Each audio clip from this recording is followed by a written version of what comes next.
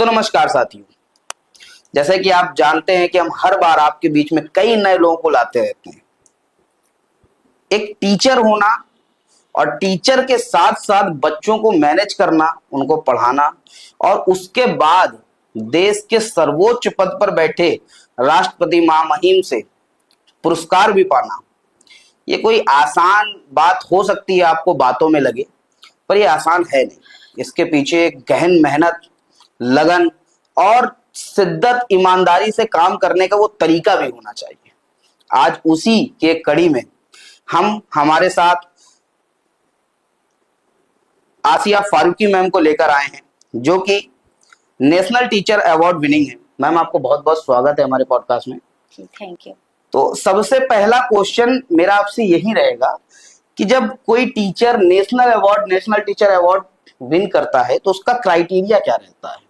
ये सवाल बहुत अजीब है। देखिए, क्राइटेरिया की जहां तक बात है वो तो आपको कहीं भी गूगल में मिल जाएगा। आपको अगर जानना है कि नेशनल अवार्ड मिलता कैसे है, तो ये आप दर्शकों को बताएं कि ये अवार्ड क्राइटेरिया का है। वो तो सब कुछ ऑनलाइन है, गूगल पे सब कुछ पता है कि कितनी सर्विस होनी चाहिए, स्कूल में कितने बच्चे होने चाहिए, किस लेवल का काम होना चाहिए, सभी टीचर जानते भी हैं जो इस अवार्ड को भरना चाहते हैं। लेकिन ये अवार्ड मिलता कैसे है, तो उसके लिए बस एक ही फंडा है कि सक्सेस का कभी कोई शॉर्टकट नहीं होता है।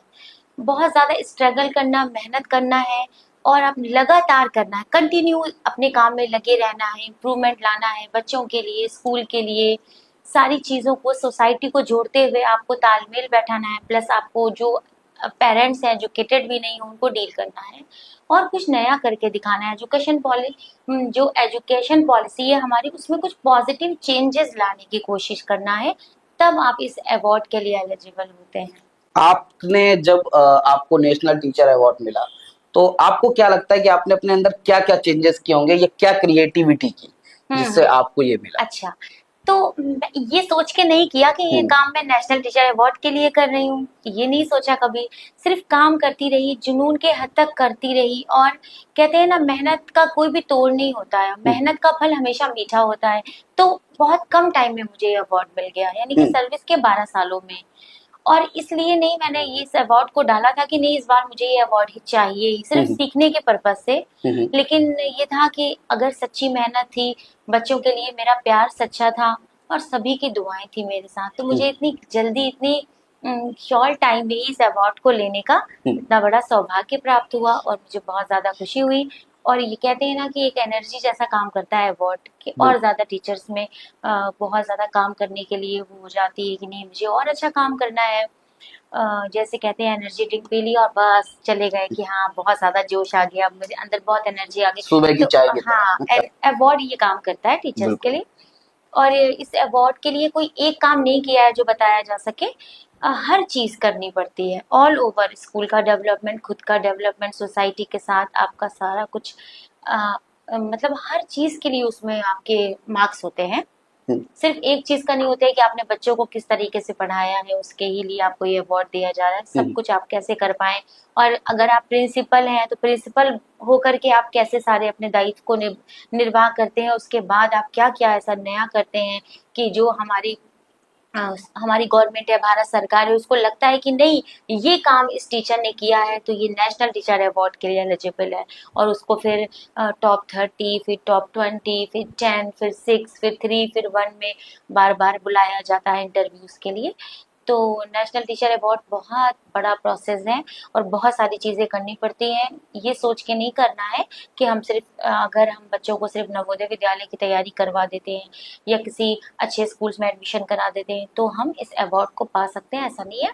सब कुछ करना पड़ेगा आपको, बाकी चीज़ें भी जो स्कूल से जुड़ी है उन पर भी पूरा फोकस करते हुए आगे बढ़ना पड़ेगा। मैम, जब हम स्कूलिंग की बात करते हैं तो एक क्वेश्चन जो मेरे जहन में हर बार आता है, इंग्लिश मीडियम स्कूल और इंग्लिश मीडियम स्कूल का एक वो कल्चर जो मुझे हर बार परेशान करता है। और वो परेशान करने का सबसे बड़ा कल्चर ये है एक्टिविटीज और ऐसे बहुत सारे प्रोजेक्ट जो बच्चों को दिए जाते हैं और जिनके ऊपर बच्चे छोड़कर उनके माँ बाप परेशान होते हैं। अब बच्चों को दिया गया कुछ बनाने को, और बेसिकली वो बच्चे कभी नहीं बना पाते, जी। वो उनके माँ बाप ही बना रहे होते हैं और दिन रात उसमें परेशान घूम रहे होते हैं। हाँ आपकी इसमें क्या राय है, और क्या आप बच्चों को हाँ, ये ये करवाते है हैं? कि प्रोजेक्ट वर्क देना बहुत जरूरी है और हम लोग भी देते हैं, लेकिन उस लेवल का देना चाहिए कि बच्चे खुद से बना लें, ये ना कि उनके माँ बाप उसमें परेशान हो।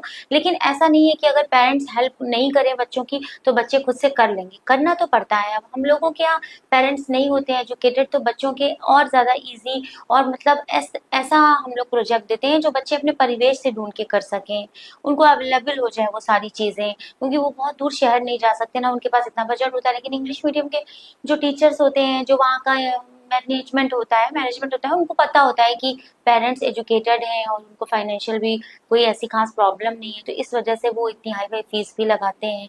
और बुक्स भी हर साल वहाँ की चेंज हो जाती है, क्योंकि वो ये जानते हैं कि दूसरे बच्चे उसको ले करके आगे फिर से अपनी क्लास में दूसरे बच्चों से बुक्स ले लेंगे और फिर उसी बुक से कंटिन्यू करेंगे क्लासेस, तो उनको लॉस होगा कहीं ना कहीं। तो प्राइवेट स्कूल ये नहीं कह सकते कि नहीं, ये सारी चीजें बहुत अच्छी हैं प्राइवेट स्कूल की।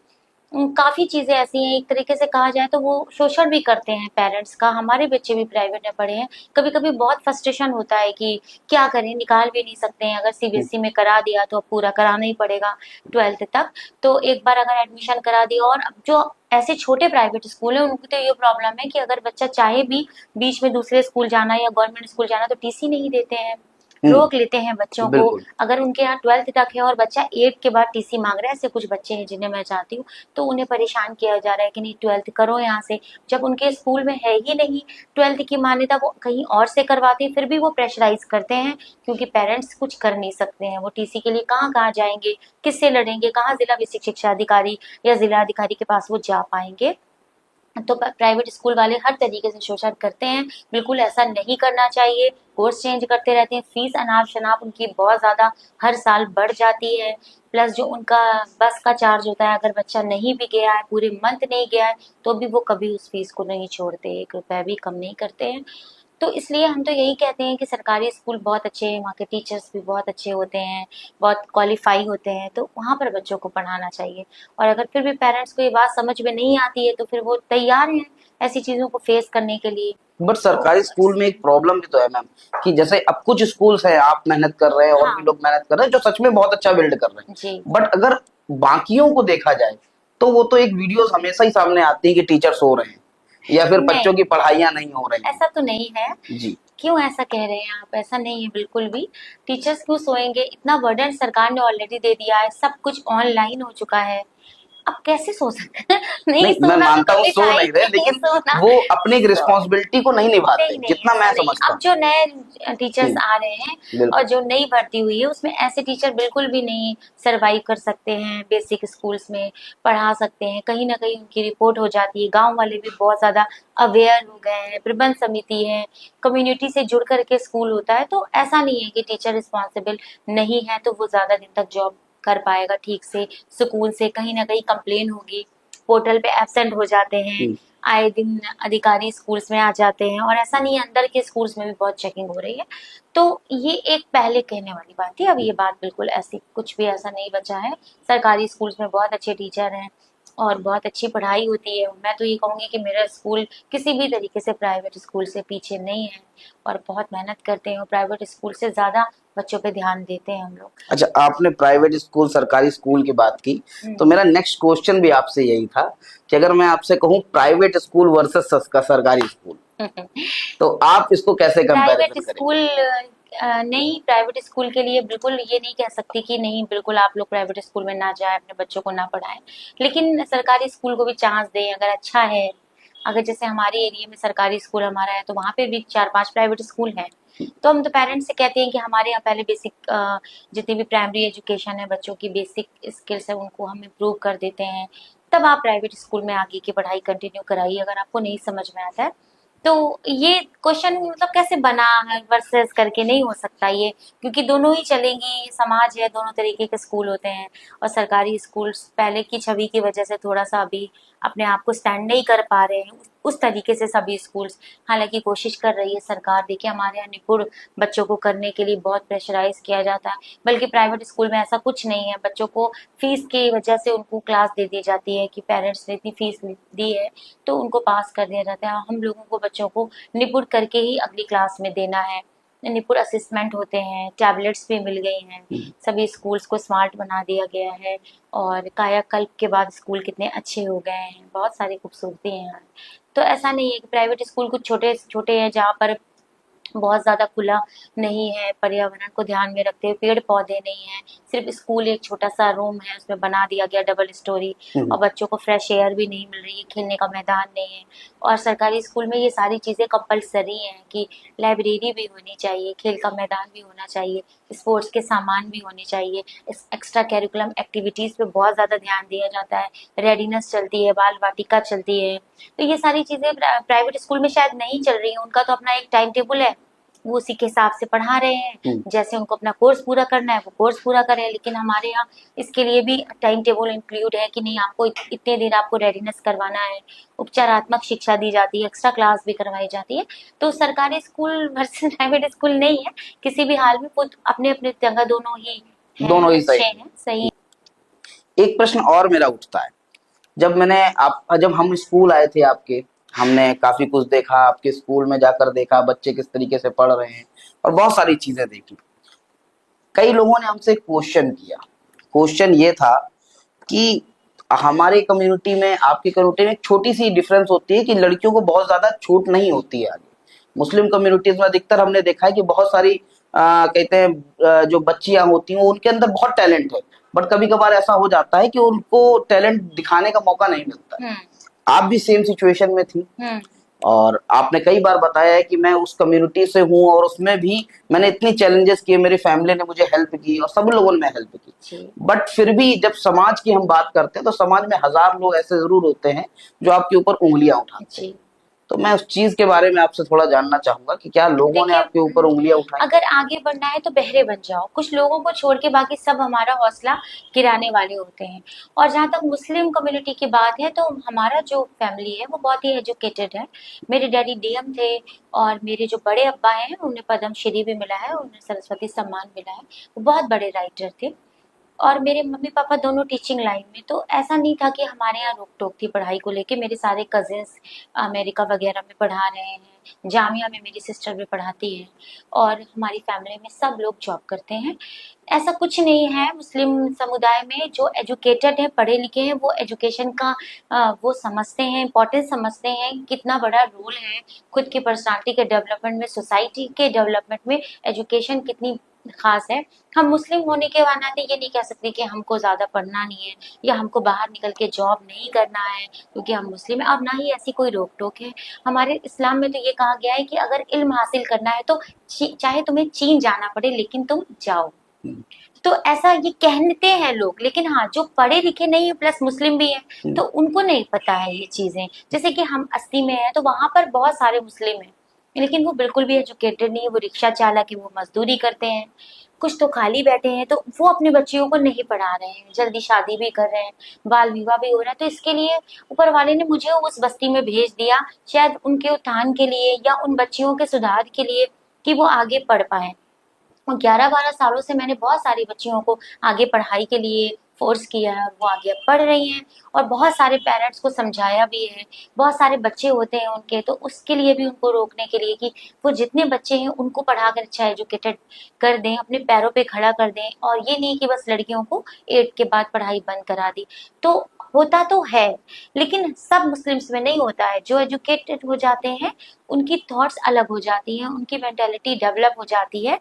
लेकिन जो पढ़े लिखे नहीं है, फिर वो चाहे मुस्लिम हो, फिर वो चाहे हिंदू हो या किसी और धर्म के हो, अभी बहुत सारे गांव में आप जाइए, वहाँ की सोच कैसी है। बहुत बड़ा बड़ा घूंघट काटती हैं लड़कियां, पैर छूती हैं, सिर्फ घर के कामों में ही लगी रहती हैं, उनको बोलने का हक नहीं है, उनको बाहर जाने का हक नहीं है, उनको अपने डिसीजन लेने का हक नहीं है, उनके पास कोई बजट नहीं होता है, वो अपने लिए कुछ ले नहीं सकती, अपने बारे में सोच नहीं सकती। तो ये एक मुस्लिम के ऊपर लेबल नहीं लगा हुआ है, ये जो भी पढ़े लिखे नहीं है, जहाँ पर भी है कि एजुकेशन की कमी है, अवेयरनेस की कमी है, वहां पर ये प्रॉब्लम है। तो मेन पर्पस है एजुकेशन। हाँ, अगर हमें एजुकेशन की कमी है तो हो सकता है कि हाँ, हमारे समाज में बहुत सारी चीजों की कमी हो हाँ, क्योंकि कहते हैं ना शिक्षा वो सीढ़ी है जिससे आगे बढ़ती पीढ़ी है, ऐसे कहते बिल्कुल। हैं। अच्छा, एक प्रश्न जो अधिकतर सबके मन में आता है कि जब हम कोई उन्नति के दरवाजे पर होते हैं तो हमारा एक रिएक्शन अलग होता है। अच्छा। आज उस रिएक्शन के ऊपर भी मैं बात करना चाहूंगा, क्योंकि जब हम, जितना हमें पता है, आपने ऐसा अप्लाई किया होगा हाँ। नेशनल टीचर अवार्ड के लिए, देन उसके बाद आपके पास कोई भी इंफॉर्मेशन, कॉल या लेटर कुछ भी आया होगा, जब आपको पता चला होगा कि आपको वहां जाना है, या फिर उसके पहले आपके कई सारे इंटरव्यूज भी होंगे, जी। जो भी, बट जब सिलेक्शन आपका फाइनल हो गया था, उस समय का रिएक्शन क्या था आपका? बहुत खुश हो जाता है इंसान, कहता है ना कि हमारे सपनों को उड़ान मिल गई, जो हमने सपने देखे थे, कहते हैं लाइफ चेंजिंग मोमेंट होता है वो। ऐसा लगता है कि मेरी लाइफ ही चेंज हो गई है, मतलब जो सपना कभी देखा था वो पूरा हो गया है, वो पल ही बहुत अच्छा होता है। और जब हम अपने प्राइम मिनिस्टर से मिलते हैं, यानी पीएमओ हाउस हमको लेके जाया जाता है, तो वो पल बहुत ही यादगार और बहुत ही स्पेशल होता है। और जब हम अपने प्रेसिडेंट से कहते हैं कि भारत के प्रथम नागरिक के सामने पहुंचना और उनसे जाकर के अवार्ड लेना, और वो जब सबके सामने बधाई देती हैं सभी नेशनल टीचर अवार्डीज को, तो वो पल इतना ज्यादा, सिर्फ आंखों से आंसू निकलते हैं, कुछ नहीं याद रहता कि हमने कितनी तकलीफें झेली हैं, हमने कितनी प्रॉब्लम्स के बाद यहाँ तक का सफर तय किया। और ऐसा नहीं है कोई भी कामयाबी बिना स्ट्रगल के मिली हो। कहते हैं ना, स्ट्रगल तो जीवन का अलंकार होता है, वो हमारे जीवन को सजाता है, संवारता है, निखारता है। तो स्ट्रगल तो बहुत करना पड़ा है और अभी भी जारी है, सफर जारी है स्ट्रगल का। मंजिल मिले ना मिले कोई फर्क नहीं पड़ता, बस शर्त ये है कि सफर जारी रखना चाहिए, उसको रोकना नहीं चाहिए। तो वो मोमेंट बहुत अच्छा, बहुत स्पेशल है, और वो शब्दों में तो बयान ही नहीं किया जा सकता कि जब रिजल्ट आता है तब की खुशी, और जो 5 दिन वहाँ पे गुजारे जाते हैं उसकी खुशी, और जब हम वहाँ पे होते हैं, जब हमारा नाम अनाउंस किया जाता है, हमारी स्कूल की क्लिप्स दिखाई जाती है पूरे राष्ट्रपति भवन में, और ऐसा लगता है कि हम अपने स्कूल के बच्चों को भी वहीं पे ले आए, समेट करके पूरा स्टाफ ले आए, अपने पूरे परिवार को ले आए और दिखाएं कि देखो राष्ट्रपति भवन में सैल्यूट किया जा रहा है, प्राथमिक विद्यालय सी का नाम लिया जा रहा है, जो एक छोटा सा गांव है जिसे मलिन बस्ती कहा जाता था पहले, जब मेरे यहाँ पे डैडी डीएम थे मोहम्मद अहमद फारूकी, तब ये गांव मलिन बस्ती कहा जाता था। ये बहुत गंदी बस्ती थी, और इस स्कूल का भी इतिहास यही था कि ये बहुत गंदा स्कूल और एक ध्वस्त स्कूल कह सकते हैं, अराजक तत्व जहाँ पे बहुत ज्यादा थे। बहुत से लोगों को ये बात पता है और बहुत से लोगों को शायद नहीं पता है कि स्कूल की कंडीशन 2016 में बहुत ज्यादा खराब थी, ना के बराबर बच्चे थे, बहुत सारे शराबी यहाँ पर बैठे रहते थे। उस कंडीशन में हम वहाँ पे पहुंचे थे, और वो मुस्लिम्स लोग थे, और वो जब उस स्कूल से मुझे भगाने के लिए मेरे पीछे पड़ जाते थे, मुझे टॉर्चर करते थे एक तरीके से, फोन कॉल्स करके, गाड़ी को छेक करके, या फिर पत्थर भी मैंने खाए हैं, डंडे भी उठा उठा के फेंकते थे, और अधे मारते थे स्कूल के गेट पर और स्कूल के चैनल में। वो वक्त भी एक दौर था, तब भी बहुत मजबूत करके खुद को हिम्मत के साथ आगे बढ़ते रहे। कहते हैं ना, मीलों की शुरुआत पहले कदम से होती है, वो पहले कदम थे हमारे, और आज मीलों आगे बढ़ चुके हैं। और कितना टाइम हुआ है, बहुत ज्यादा वक्त पीछे नहीं जाने हैं। अगर 12-13 साल पहले पीछे जाती है जिंदगी, तो फिर वो सारी सिचुएशन सामने आती हैं कि वो वक्त था जब हम इस तरीके से अकेले तन्हा खड़े थे। कहते हैं ना, हम चलते गए और लोग पीछे आते गए, और कारवां बनता गया, 7 लोग जुड़ते गए, और एक बहुत बड़ा सा कारवां तैयार हो गया है। अब हमारी कम्युनिटी के वही लोग जो हम पे टॉर्चर कर रहे थे, जो हमें भगाने की धमकी देते थे, जो हमें ऐसी चीजें कहते थे कि तुम यहाँ से चली जाओ, हमारे अड्डे को मत खराब करो, हमें हमारे हालात पे छोड़ दो, हमें बदलने की कोशिश मत करो, हमको मत छेड़ो, हमसे मत उलझो, वो लोग आज कहते हैं मैडम जाना नहीं, मैडम आप यहाँ से जाना नहीं, आपने बदलाव किया है। तो वो सारी चीजें, मतलब जब अवार्ड मिलता है तो वो सारी चीजें बहुत कम लगती है, लगता है अरे मतलब मैंने ये सोचा भी नहीं था कि जो मैं ये कर रही हूँ उसके बदले मुझे प्रतिफल में इतना बड़ा अवार्ड मिलेगा। अवार्ड की वजह से मैं उन्हें उस स्कूल को नहीं बदल रही थी, सच बताऊं, सिर्फ इसलिए बदल रही थी कि मुझे बदलना था। मैं एजुकेशन पॉलिसी को बदलना चाहती थी, मैं बच्चों के चेहरे पे मुस्कान लाना चाहती थी, इसलिए मैं ये कर रही थी। आपकी एजुकेशन के ऊपर, आपने इतनी अच्छी शिक्षा दी, इतना स्किल डेवलपमेंट के ऊपर काम किया, मेरा आपसे एक बड़ा अनोखा प्रश्न है, क्योंकि ये आज के समय पे हो सकता है बहुत सारे पेरेंट्स इसके खिलाफ, अच्छा, बट एजुकेशन में टेक्नोलॉजी का कितना इस्तेमाल किया जा सकता है? बहुत किया जा सकता है, और बिना उसके तो कुछ हो ही नहीं सकता है। आज हम लोग बट आज ये भी बहुत सारे सब लोगों की किससे बातें मेंटालिटी। कर रहे हैं तो टेक्नोलॉजी की वजह से ही कर पा रहे हैं। लोग हमारी प्रॉब्लम सुन रहे हैं, लोगों को पता चल रहा है कि कैसे आसिया फारूकी आज आसिया फारूकी यहाँ पर क्यों आई है, कैसे वो स्ट्रगल करके यहाँ तक पहुंची है, कैसे अपना नाम किया। तो टेक्नोलॉजी तो बच्चों के ग्रोथ के लिए बहुत जरूरी है ऋतिक जी।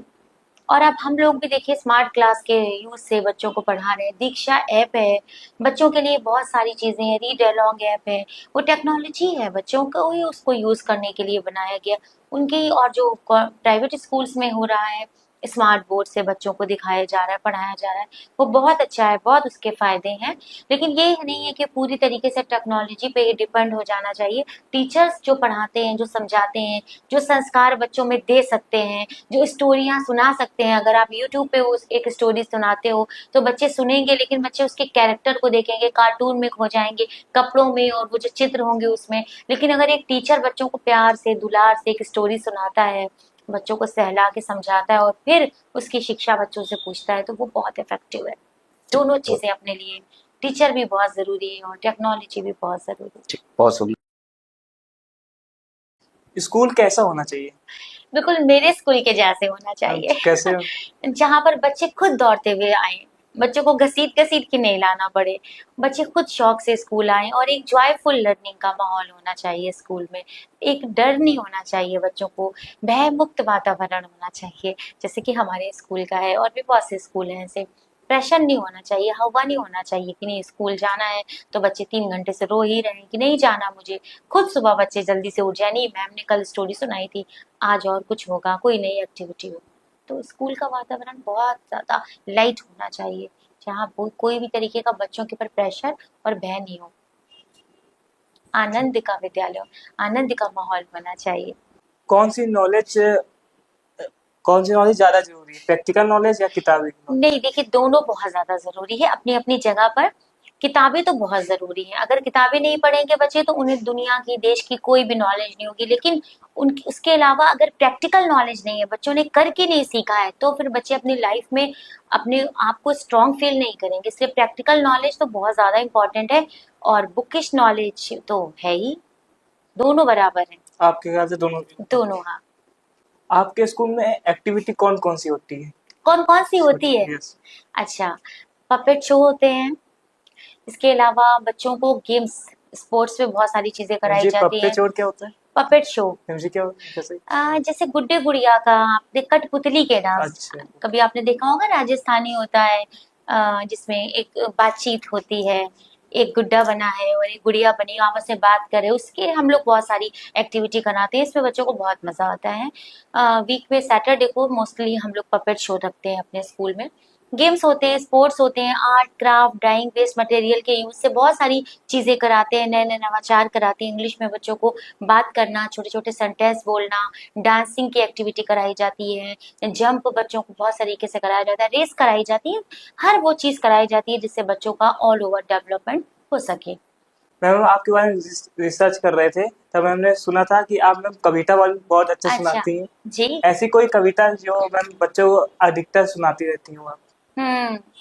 बहुत सी कविताएं लिखती हूँ बच्चों के लिए, बाल पत्रिका बनाती हूँ, बाल गीत भी लिखती हूँ। जैसे एक है, पहुंचना है मुझे चांद पे पर मेरी उड़ान अभी बाकी है, मेरी जिंदगी की उड़ान अभी बाकी है, मुझे पढ़ना है लिखना है खूब जमकर, देना इम्तिहान अभी बाकी है, मेरी जिंदगी की उड़ान अभी बाकी है।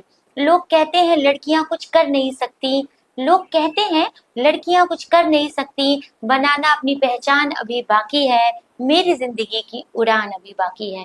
तो इस तरीके से बच्चियों के लिए लिखी गई है। और ऐसे थोड़ा छोटे बच्चों के लिए, कभी किसी को गलत न बोले हमने तो ये सीखा है, सोच समझ कर बात कहेंगे हमने तो ये सीखा है, कभी किसी की आंखों में आंसू न आने देंगे हम, रोने वालों को है हंसाना हमने तो ये सीखा है, बड़ों का माँ छोटों से प्यार हमने तो ये सीखा है, सोच समझ कर बात करेंगे हमने तो ये सीखा है। ऐसी कविताएं मैं लिखती हूँ और जो बहुत हल्की होती हैं, जैसे कार्टून के ऊपर लिख दिया, मम्मी पापा के ऊपर लिख दिया, पिकनिक, पापा कर लो पिकनिक की तैयारी, संडे है ना कोई बहाना, इस तरीके से बच्चों को अच्छी लगती हैं और बच्चे उनको याद कर लेते हैं। मेला है, जिस तरीके के टॉपिक्स होते हैं उनके बुक्स में, और उसको रिलेट करते हुए हम बच्चों के लिए कविताएं लिखते हैं, फिर बच्चों को कविताएं प्रिंट करा के देते हैं, बच्चे उन्हें याद करते हैं। और जैसे कि कछुए और खरगोश की कहानी बहुत अच्छी, विजय पथ, तो इस पर भी हमने बहुत सी कविताएं बनाई है। और छोटे छोटे पपेट शो बनाते हैं, जैसे कि मोटू पतलू है, तो मोटू पतलू बच्चों को बहुत पसंद होता है, शिजुका, नोबिता ये पसंद होते हैं, तो हमने इसके सॉफ्ट टॉयज तैयार कर रखे हैं। ये मतलब अनोखा है हमारे यहाँ का। और इसके डायलॉग्स कहीं से हम लोग अरेंज करते हैं, कभी उनके छोटे छोटे शॉर्ट्स देख लेते हैं उससे, या बना लेते हैं, और फिर एक बच्चे को रोल दे देते हैं कि तुम मोटू का करोगे, तुम पतलू का करोगे, तो वो अपने हाथ में वो पपेट पकड़ लेते हैं, और फिर जब एक दूसरे से बातचीत करते हैं तो इससे इनको स्पीकिंग स्किल बच्चों की अच्छी हो जाती है, और बच्चों की झिझक दूर हो जाती है। वो दौड़ के आते हैं अपना वाला पपेट लेके, और सैटरडे को सुनाना शुरू कर देते हैं। बड़े बच्चे छोटे बच्चों को सुना रहे हैं, तो छोटे बच्चों को भी लगता है कि दीदी सुना रही है, भैया सुना रहा है, तो मैं भी ऐसा बोल सकती हूँ। तो इस तरीके की एक्टिविटी से बच्चे सीखते हैं और दिन ब दिन वो निखरते हैं। क्या शिक्षा का उद्देश्य क्या नौकरी पाना है? नहीं, शिक्षा का उद्देश्य नौकरी पाना तो नहीं है, लेकिन शिक्षा जो है वो निरंतर चलने वाली प्रक्रिया है। हमेशा इंसान कुछ ना कुछ सीखता रहता है, और शिक्षा ऐसी मतलब एक ऐसा माध्यम है जो कभी किसी के अंदर फर्क नहीं करता। शिक्षा जो है वो सबकी, शिक्षा के द्वार सबके लिए खुले हैं, चाहे वो गरीब हो, अमीर हो, ऊंचा हो, नीचा हो, किसी भी जाति का हो। अगर वो पढ़ना चाहता है तो शिक्षा के द्वार हर एक इंसान के लिए खुले हैं, और पढ़ लिख करके ही वो सोसाइटी में चेंज ला सकता है, उसकी सोच डेवलप हो सकती है। अगर वो नौकरी नहीं भी कर रहा है तो भी वो एक अच्छा इंसान बनेगा अगर वो शिक्षित है। और अगर एक इंसान कितना भी पैसे वाला है और वो पढ़ा लिखा नहीं है, तो वो उतना अच्छा इंसान नहीं बनेगा, देश का उतना अच्छा नागरिक नहीं बनेगा जितना अच्छा वो शिक्षित होने के बाद बन सकता है। और शिक्षा बहुत जरूरी है ऑल ओवर डेवलपमेंट के लिए, खुद के डेवलपमेंट के लिए, सोसाइटी के डेवलपमेंट के लिए। तो एजुकेशन तो बेस्ट है, और हर एक इंसान को गांव गांव शिक्षा का प्रचार प्रसार होना चाहिए, बच्चे बच्चे को पढ़ना चाहिए और पूरी पढ़ाई करनी चाहिए, बीच में कभी भी ड्रॉप आउट नहीं होना चाहिए। ये नहीं सोचना चाहिए कि पढ़ लिया हाई स्कूल बहुत है, कर लिया इंटर बहुत है, क्योंकि शिक्षा तो निरंतर चलती रहती है। आप कितना भी पढ़ो, पीएचडी करो, उसके आगे करो, ट्रिपल एमए करो, लेकिन सीखो, पढ़ो। भले ही आपको गवर्नमेंट जॉब नहीं मिल रही है, लेकिन आप ये सोच रहे हो कि ये आपकी लाइफ में काम आने वाली चीजें हैं, क्योंकि कभी भी एजुकेशन बेकार नहीं जाती, शिक्षा कभी भी व्यर्थ नहीं जाती है। मैम, अगर आपको सरकारी शिक्षा व्यवस्था में एक बदलाव करने का अवसर मिले तो आप क्या चेंज करेंगे? अच्छा, सरकारी व्यवस्था में बदलाव तो बहुत सारे हो सकते हैं अगर मौका मिले तो। सबसे पहले तो जो सरकारी स्कूल्स होते हैं उसमें प्यून होना चाहिए, गेट कीपर होना चाहिए, और बच्चों के आने जाने के लिए कोई संसाधन होना चाहिए कि बच्चे पैदल आते हैं, उनको धूप में गर्मी में आना पड़ता है। क्लर्क होना चाहिए स्कूल में, जो इतना सारा काम है, यूडाइस का काम है जो कि टीचर के ऊपर है, प्रिंसिपल के ऊपर है। और सबसे बड़ी बात कि टीचर प्रॉपर होना चाहिए। हर स्कूल में उतने टीचर होने चाहिए कि जितने बच्चे हों। जैसे मेरा स्कूल है, उसमें अगर 200 के ऊपर प्लस है एनरोलमेंट, तो मैं अकेली ही टीचर हूँ, तो कैसे हो पाएगी हर बच्चे की शिक्षा में ग्रोथ? कैसे हर बच्चा शिक्षित होगा? कैसे हर बच्चा निपुण हो पाएगा? तो सबसे ज्यादा जरूरी है कि टीचर प्रॉपर होना चाहिए सरकारी स्कूल में, और अच्छे से भर्ती होनी चाहिए। गांव में ज्यादा है, शहर में कम है, तो इन चीजों का तालमेल, मुझे अगर मौका मिल जाए तो मैं सबसे पहले टीचर्स की भर्ती करूंगी, जब पूरे नगर में टीचर भर दूंगी, हर स्कूल में 5-5 टीचर का स्टाफ कर दूंगी। जिसके लिए बहुत लोगों को आशाएं हैं कि शायद इस सत्र में टीचर आ जाए, लेकिन हर सत्र ऐसे ही बीत जाता है और हम अकेले ही थे, अकेले ही आगे भी पता नहीं कब तक रहना पड़ेगा। मैं अकेला ही चला था जाने बेमंजिल, मगर लोग आते गए और कारवां बनता गया। तो इसी के साथ आज का पॉडकास्ट यहीं तक। उम्मीद करता हूँ आपको बहुत पसंद आया होगा इस संघर्ष की कहानी, और आपको समझ में आया होगा कि शिक्षा का असली तरीका क्या होता है। हम मिलेंगे एक नए पॉडकास्ट में। इसके लिए अभी आपसे सभी को नमस्कार।